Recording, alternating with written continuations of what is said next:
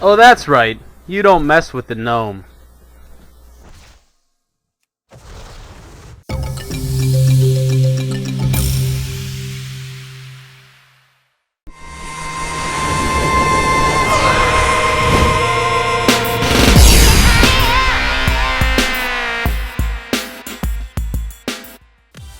Hello again all, this is Eatmopie, and this video is completely dedicated to two-handed weapons versus dual wielding for the Windwalker monk. Now, a lot of people have requested this. A lot of people have wanted to understand and know and just see what the difference was, and I am going to show you that in every way possible in this video. Now, first things first, Blizzard has added internal test bosses. These are like patchwork bosses, and every 20 seconds that you're standing around them, they will buff you with every single raid buff that you can have. So you can do legitimate raid DPS testing on a boss in Shattrath. It is the greatest thing they've ever done, and oh, I hope they keep this for live because it is so helpful.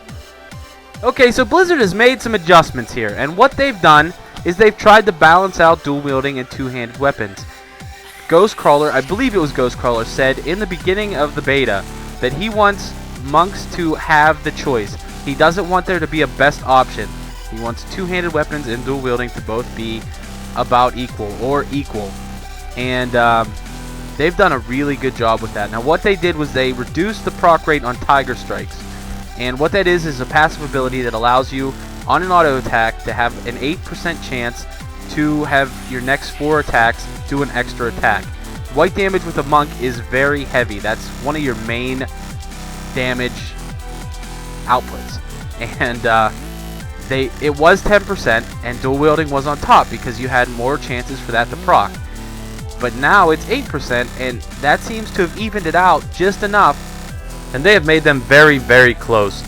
And one more thing I want to talk about is the Way of the Monk. It's a passive ability that all monks get. When you dual wield, your auto attack damage is increased by 40%. When you use a two-hander, your auto attack speed is increased by 40%. Now that shows up as haste. You may notice that when I show you my stats here in a second, but it's not actual haste. It does not increase your energy regen at all. So I don't know if that's a bug or if that's just the only way Blizzard could get it to show you what it's actually doing. But yeah, anyway, moving on. Okay, we're going to jump right in with two-handed weapons. Now here are my stats with my two-handed weapon. As you can see, I'm wearing all PvP gear, and except for one trinket. I have a hit trinket, which I just needed to get my hit to cap. And yeah, hit cap obviously very important for a monk, especially since your melee damage, your white attacks are, in the top 3 of your damaging abilities.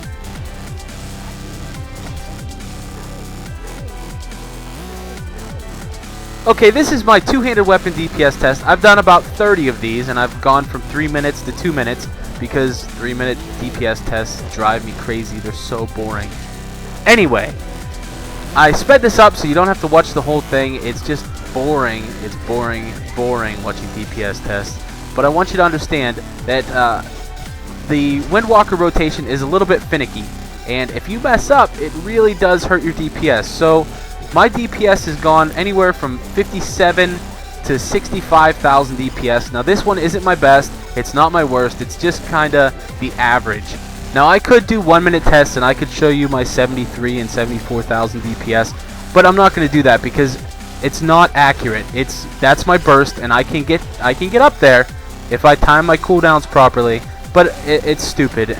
As you can see, I was just under 63,000 DPS, and it dropped a little bit from that last blackout kick talk. But whatever. Blackout kick, rising sun kick, and melee damage. That is the important thing to look at. Here's one last two-handed DPS test. Now this one is a little bit different because I do have more procs this time. So yeah, a little RNG for you.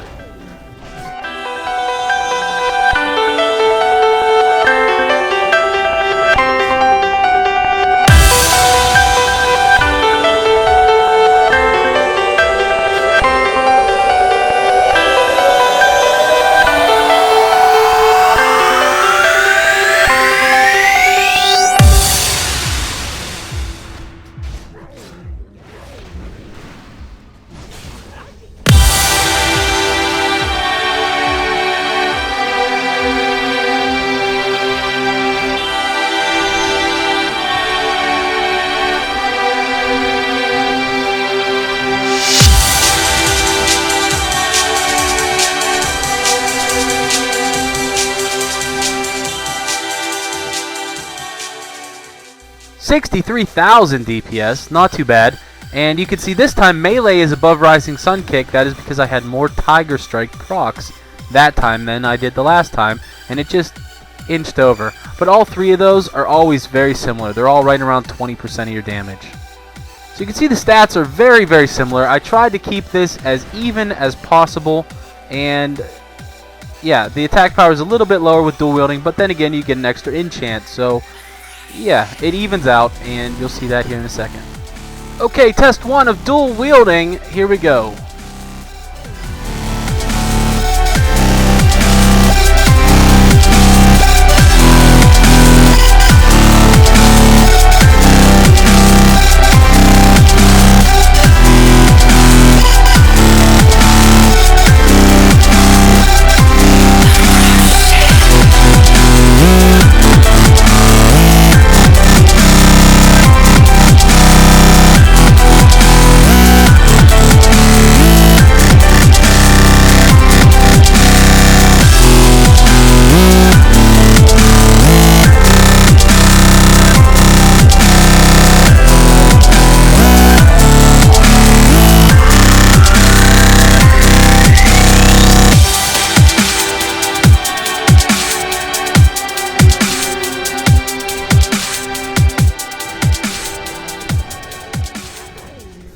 $62,000 DPS, that's not too bad. Now, as you may have noticed, my top 3 attacks are still my Blackout Kick, Rising Sun Kick, and my melee damage. And that's very consistent. The Windwalker, that's just how it's going to look. And those two, they're all interchangeable, those 3. Sometimes melee attacks are on top. It's just RNG. It depends on how many procs you get, depends on how much time you spend, and how good you are at your rotation.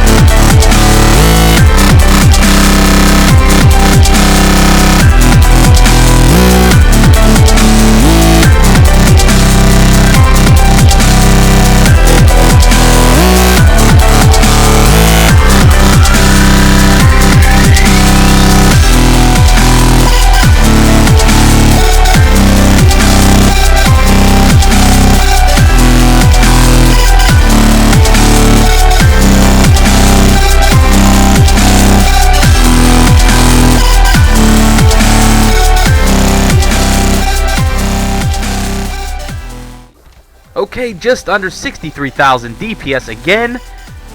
And as you can see, we are very, very even.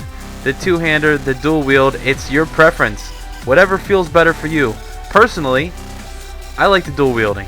I like the dual wield because I feel like I'm hitting faster. I feel like I'm doing more. And that's just my preference. Now, for PvP, I'm probably going to get a two-handed staff or a polearm because I feel like your burst can be a little bit higher with a two-handed weapon. And that's what PvP is all about in Mist of Pandaria, is who can burst who faster. And yeah, that's it. Blizzard has said the sims are inaccurate right now and not to trust those. So this is the most accurate testing that I could think of, that I could do. And I did a lot of it. So please take my word for it. Choose whichever you prefer. And that's it. Thank you for watching. This is Eatmopie. I'll see ya.